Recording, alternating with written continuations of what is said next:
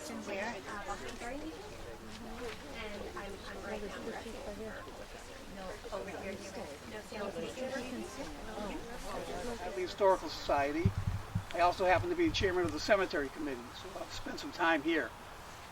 And today we're going to have a talk and a tour on the Revolutionary War styles of mourning and monuments. It's going to be led by Elizabeth Carter-Rapoli. So I'd like to introduce Elizabeth Carter-Rapoli and she'll explain how this talk and tour will work. Thank you to the Hadley Historical Society for welcoming me here today to talk to you about Revolutionary War symbols. So this talk is going to be about how the society influenced gravestones and how funeral practices and gravestone iconography actually influenced society and political change.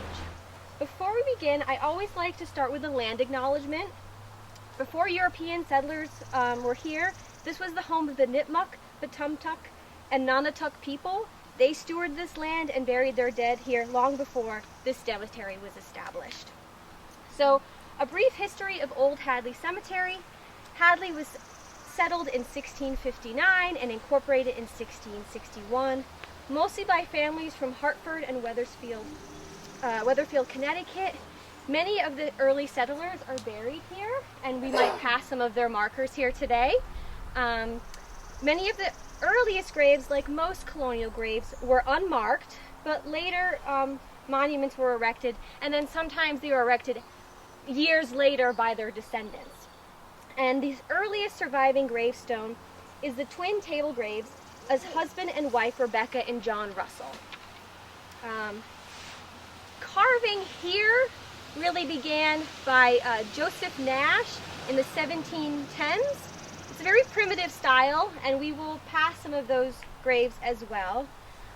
Later carvers like the Johnson family of Middletown, Connecticut, can be seen, and their work is a lot more ornate, and there are a few other mentionable carvers in Hadley as well. They were very popular up and down the Connecticut River Valley, and that was how stones were moved, up and down the river. Easiest way to do it.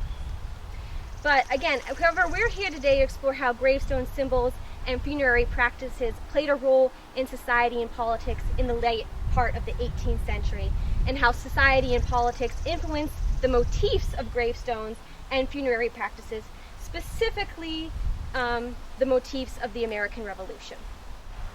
Okay, so that lays the groundwork of the Great Awakening and the American Revolution kind of influencing and being the influencer of these motifs.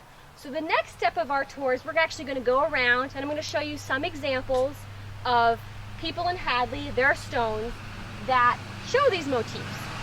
And then we're going to come back here and we're going to talk a little bit, with the help of Alan, about some of the history of the American Revolution as it plays to Hadley. So anyone who wants to go tour with me, we're going to take a minute break so I can get hooked up to a microphone, and then we're going to head back in the corner over there, and then we'll... And then I had planted some flowers and whatever they want.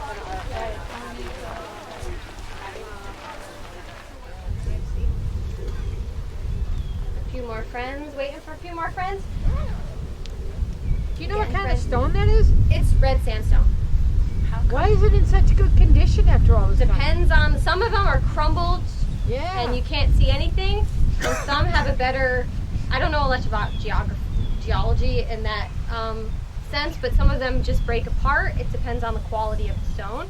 But yeah, this is red sandstone.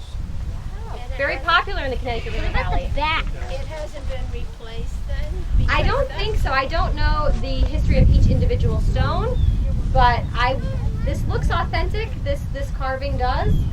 It really depends on the quality of the stone, and you might not know that until years later. Like, I don't think the Victorians thought white marble was going to decay with acid rain like it does. And so sometimes a colonial grave that is made of slate looks beautiful, completely carved, and then something from 1850 you can't read at all. What year is this one? So this one is 1803. 1803. So what I wanted to point out is this is a soul effigy. This motif is actually very common in the Connecticut River Valley. And this is to the memory of John Montague, who was a veteran, and his child, Zabina. So I believe it's a son, Zabina. So we have a little death's head, a little soul effigy, and a big one for father and child. So it's a good example of in Hadley of that soul effigy motif. You can see the stylized crown, and the wings are also stylized almost to look like a collar. So I'm actually going to go through the crowd over here. Yay.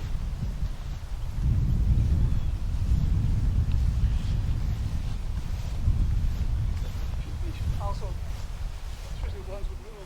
So this is the monument to Ensign Elijah Cook, and this is kind of halfway between what we saw just between Montague and Warren Smith.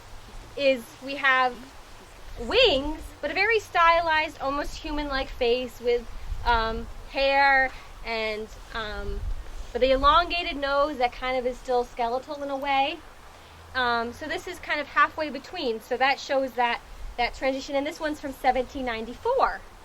So 1794 is before 1803. So it's not completely linear. I'm not, as I was saying earlier, but it shows you that transitional time where those motifs are kind of overlapping in that way. Can you tell from a stone a person's social economic status? Sometimes, if lower class people could not afford to have this, but even people who are on the lower end of the social ladder would pay money to get a stone. That was still very important to them. It also would be something that might be done later when the family could put enough money together. It was also something where maybe you would go in on one and lots of family members would be on a stone. So they got 2 and for 1 with Montague, with his son and himself there. So they might not have had a marker for the small child until the father died. So it really would depend. But that was something of importance to them. This was a way of expressing their experience with mortality. If you go into a congregational church even to this day, there's not a lot of symbolism in there. They're white painted walls. This was an opportunity to express your connection with the afterlife. So that was an important thing and throughout.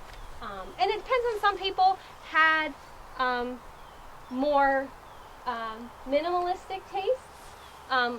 We do have some veterans of the American Revolution who have more plain stones, and so that's also something. It depends. The personal taste also had something to do with it as well. How about the symbolism next to it? Is that? Oh, the rosettes? The flag and This? the, yeah. Well, this is put in by the Daughters of Daughters the of the American Revolution. Revolution. Right, So- okay, that's what I was wondering. Yeah, I so can't they put read- this in I as can't for see veterans. it. Yeah. 1929. So I 30. think it says 1775, and it looks like a Minuteman with probably 13 stars and SAR on it. Yeah, that's the Sons of America. So Sons of the American Sons. Revolution. So those are normally installed by those societies, much later than the stone itself. Okay. Okay, so this is actually the grave of a widow of the American Revolution. This is Jerusha Kellogg Smith. Her husband, I think it is, I wrote down the pronunciation. Probably called him Eli. Eliakim Smith, who is actually, his marker is here to recognize that he served, but he actually died in Watertown in 1775. I could not find what he died of. It could have been one of the many skirmishes that happened after Lexington conquered and Bunker Hill, but it also could have been a myriad of diseases that were pretty prevalent within the camps of the Continental Army. But he died at 40, and he does have a grave in Watertown. He has a beautiful death's head soul effigy in Watertown. I have not visited, thank you, Find a Grave, for this picture. But it's a good example of she has an urn with a draped fabric, which is normally beyond the veil to the next life, but also the shroud, the symbols in there as well of the draped and an urn. But her husband has a soul effigy. And they're not buried together, obviously. He's in Watertown and she's here. But as my friend asked earlier, it did mean a lot to them to mark where he was buried, even though he did not return. And his grave says, of Hadley. So it does make sure that they know where this soldier came from. So he wasn't buried with his spouse. However, we have a few examples of spouses and their symbols down this way. So as you make your way through, there's a lot of beautiful death's heads and really soul effigies. It's not death's heads. Soul effigies that you'll come past through here, as well as some willows and urns and things like that. So take a moment, let me get ahead of you, and take a look around at the stones through here.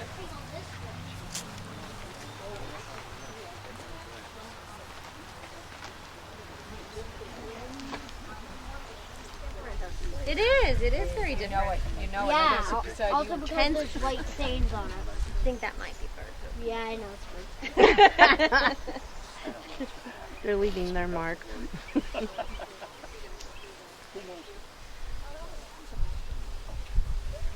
So, this is the grave of Kezia Cook, wife of Noah Cook, who is right behind me. He was also a veteran. And hers is a very interesting and stylized urn and willow. So this willow right here with this urn and these two hearts in the urn. It's very beautiful.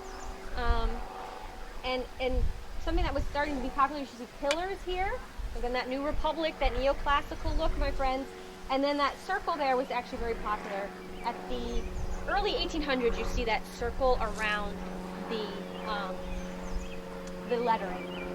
This has obviously been repaired at some point, but it's still a beautiful example, excuse you, of an urn and a willow, a very stylized one at that. And then right here is Noah Cook. Now, we'll talk about this later, but the Cook family were a patriot family. I believe she had 6 or 7 sons, and I think most of them served at some point. I can't think if it's the American Revolution or if it was it must have been because she's 1809. But she had a lot of kids, so she did her duty for sure. And then Noah Cook here is a veteran, and he has, again, we have that soul effigy. I think it might be the same carver as we saw earlier with the wings, these rosettes, which were very common. These rosettes, which we saw on the other grave as well, are a protection symbol in colonial New England. They're also a very easy geometric daisy shape that can be carved quite easily. But sometimes people find this shape in old barns. They find this shape, and I think that has something to do with creating how to make the barn, the construction of the barn. But they are also you've seen them in old colonial trunks as well. So this symbol appears quite a bit in colonial motifs. So interesting. So another couple that where are they? They're not too far away. I know they're not. There's a question over here. There's a question. Yeah, my question is just if lots were purchased by families or if people were just buried in the order of death, because they seem pretty close together. Well, it's hard to say because these things get moved. The Victorians were really well known to like to line things up nicely. And I just heard from Alan when I arrived that there was a flood here in the 30s, and that made the stones move quite a bit. Oh, wow. So I would assume that they would try to be buried close together. Family plots became very popular in the Victorian era, and they were a status symbol in those garden cemeteries where you'd have the wrought iron fences that actually got ripped up during the First and Second World War to use for munitions and things like that. But that was the thing. And yes, our gravestones were a little more haphazard in the colonial era. You fit where you fit. You try to be close to your family members. The other thing is, this is a great example here. There used to be a footstone and a headstone for everybody, and those normally get put together now. But you weren't, normally when you were looking, the footstone would be on behind. So this is actually where the body is. I'm going to go around because I'm going to preach what I talk about. But this is the footstone. So if this is actually where this person was, this is where the body is. You're not standing on the body when you look at it. Does that make sense? Yeah. So, and you gotta, if it's a little bit more, people did like to be facing east, so that they would rise in the east with their spirit with, when they, on Judgment Day. That was a big thing. If you go to Stockbridge, Massachusetts, there's a thing called the Sedgwick Pie, and that's a family plot where they're all buried looking inwards, so that when they all rose to judgment, they didn't have to look at anybody else but their family. So, or as the story goes. So I want to take a moment to just acknowledge the fact that not everybody here who fought in the American Revolution is represented. One person in particular whose story I was moved by was that of the enslaved man Caesar Phelps. Caesar Phelps of the Porter Phelps mansion that people might know of. He fought at Fort Ticonderoga in place of his enslaver, Charles Phelps. Take that into for a minute. We're fighting for liberty, equality for all, and somebody is having their enslaved person fight on behalf of them in that conflict. So Caesar Phelps went up to Fort Ticonderoga. I'm going to wait, as a respect of him and myself, I'm going to wait for that to pass. Part of being a substitute, an enslaved substitute, was that you would get half of the wages that if your enslaved master fought himself would. He would get half and you would get half. And the only remnants of Caesar Phelps's service that we have, just to some level, and because he doesn't have a marker here, we don't know where he's buried. So his lasting impression is a letter that he wrote, or he had somebody transcribe for him, when he was fighting at Fort Ticonderoga. And I'm going to read that. Sir, I take this opportunity to inform you that I don't intend to live with Captain Cranston if I can help it. And I would be glad if you would send me a letter that I might get my wages, for I have not gotten any of my wages, and I want to know how all the folks do at home, and I desire your prayer for me as well in the service, and if you determine to sell me, I want you should send me my stock and buckle. So no more at present, but remain your ever faithful slave, Caesar Phelps. And what he mentions as a stock and buckle is a neck handkerchief, and those were tied with little buckles. Hadley men left for Lexington in 1775, and most later remained near Boston. So I would assume Captain Smith might be one of those 46 that remained. He was the commander. Mm-hmm. He led the 46. Several later joined the expedition to Canada under Benedict Arnold. Following the British defeat at Saratoga, British General Burgoyne was marched through Hadley on the way to Boston and stayed at Colonel Elijah Porter's house on West Street. Burgoyne's men pitched tents on the meadow at the south end of the West Street Common, and some of those tent poles were left behind and now are the collection of the Hadley Historical Society.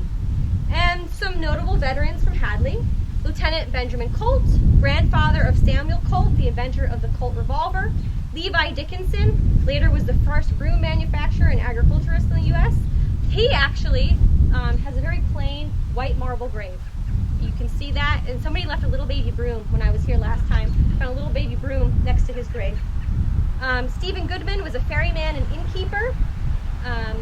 General Elijah Porter commanded Hampshire County Regiment, served in the Continental Congress, and was a sheriff of Hampshire County. Captain Moses Kellogg commanded 46 militiamen who marched to Lexington in 1775. Francis Newton, who I mentioned, with his wife Elizabeth, ran a ferry at the north end of West Street. William and David Pierce served on the march to Quebec, led by Benedict Arnold. David died of fever at Quebec and is buried there, and William kept a journal of his experiences. So first-hand account of Hadley men during the Revolution. And then, as I said earlier, the Cooks, that patriot family. Elijah and 4 of his sons, Coleman, William, Perez, and Waltstill, all buried at Old Hadley, except for Perez, who is buried in Granby. And then to circle back, some black men from Hadley who served in the Revolution include Joshua Boston, Levi Prutt, Amos Hull, Ichabod Nye, Ralph Way, Caesar Freeman, and our friend Caesar Phelps.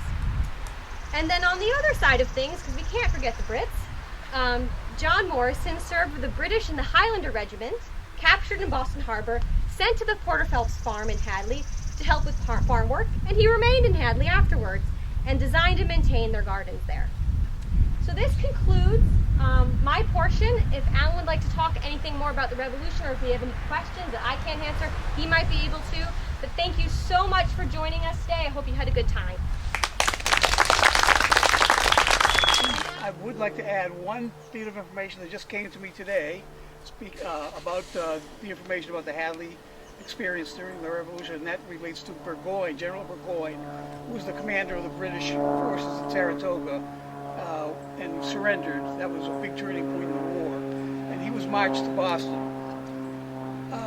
The information in Hadley is that he stayed at Colonel Porter's house on West Street and presented his sword to Porter in appreciation for the way he was treated. And his men were quartered on Aquavita, what is Aquavita now, the meadow, which is where the old ferry was. Most of them were German soldiers who were fighting for the British. And Porter's and Burgoyne's staff stayed supposedly at Porter's house on the Common. Well, there is an alternate narrative that I just learned about today, that Burgoyne himself, his troops came from Hadley, but he may not have come to Hadley. He may have gone the southern route to Westfield. We have to do some more work on that one. But I appreciate the gentleman who came and shared that. He's been doing a lot of research on the whole Burgoyne march from Saratoga to Boston. I think Elizabeth covered all the specific people from Hadley and the information that we know about them. We do have, if anybody cares to look at better pictures of the gravestones of the 34 veterans, pictures were taken in 1999, and the inscriptions were transcribed, and the photos, they're in the cemetery books that are in the library and in Town Hall and at the Historical Society, and they typically look like this. So you could actually read the inscription and see what the gravestone looked like. A lot of them now are weathered, and you can't make out the lettering or the names of some of the people. Just another point about Hadley cemeteries. Old Hadley's was founded or established or first used in 1661, a couple of years after the town was settled, and it's the oldest cemetery in town. But there are 4 others: one in Hockanum, which is the second oldest; North Hadley, which is the third oldest; Plainville, and Russellville. So we have 5 town cemeteries. There's also a church cemetery, the Holy Rosary, that has many veterans in it as well. We know that there are at least 350 veterans of all wars buried in the town cemeteries. There's probably another 150 that have been buried since we started compiling information. We'd like to get a full list of the veterans and put it on a database. That's one of the projects the Historical Society is working on. And we want to include the church cemeteries as well. There's probably 500 or 600 veterans buried in Hadley. You think about Hadley, it's 5,000 people in the town. That's a lot of veterans. And in the Revolution, as Elizabeth mentioned, there was at least 180 men from Hadley served. And that did not include several black. That list includes 2 of them. The official list is in town, in the Goodwin building. There's a plaque, and Joshua Boston, who was one of the black veterans, and Levi Prutt, another one. Their names are on there. Their graves are not marked. The only black contemporary, we're not sure he was a veteran, or who's buried here, we believe was Levi's brother, Ishmael. He does have a stone here. And what else can I tell you? The five cemeteries in town, and this is the oldest. This is the oldest part of the oldest cemetery. This middle part, which is past my truck there, was mostly 19th century Victorian, and then the furthest one to the east is the newest part, and that's where most of the current burials are occurring. So for that, I appreciate everybody's coming. It's really great to see somebody turn out. The Historical Society, if you take one of these sheets, there's a membership form on the back, $10 for a year.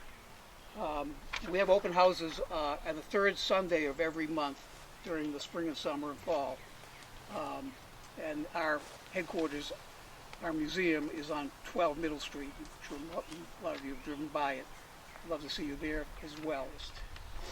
Okay, black men from Hadley who served in the Revolution include Joshua Boston, Levi Prutt, Caesar Phelps, who Elizabeth talked about, Amos Hull, Ichabod Nye, Ralph Way, and Caesar Freeman.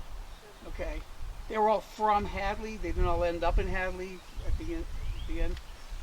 Joshua Boston, Levi Prutt, and Ralph Way are likely buried here. We know Boston's buried here, for sure. We just don't know where. Probably in this section. Okay? Any other questions? What's that? Oh yeah, we're having an open house tomorrow at the Historical Society, 1 o'clock. 1 to 3 if you care to come. Could you make a brief mention of Fred Oakley, who worked for so many years to preserve Hadley Cemetery? Fred, yeah. Well, I'm the current chairman of the cemetery committee. Before me, there was Norm Barstow, who for many years helped with the cemeteries. And before Norm, there was Fred Oakley. He's buried way at the other end. He and his wife Rosalie, mostly still with us. They did a tremendous job on the cemeteries, keeping them up. This is one of the days when the cemetery committee was really running the cemeteries. Now the DPW, thank God, we've taken that over. So they manage the cemeteries. We just help out when we can, mostly with historical information. But the DPW, they take care of mowing, they take care of whatever needs to be taken care of. Burials, putting up the monuments. But Fred, in his day, he was the main mover and shaker. Kept the cemeteries, fixed some of the stones, and did a great job. So we're grateful to him. He also wrote, there was a book that was published for the 350th anniversary of the town on town cemeteries that he helped put together. And that's very interesting. What's that? Oh yeah, there's a video somewhere. On Hadley Media. Yeah. Anybody else have any questions or comments? I'll be at right here for a little bit if anyone wants to look at the slides a little more close up if they didn't see one, and if you have any other questions. All right. Thank you. Thank you.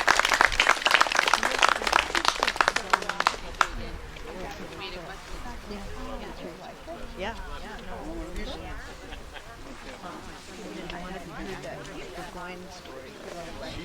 Okay.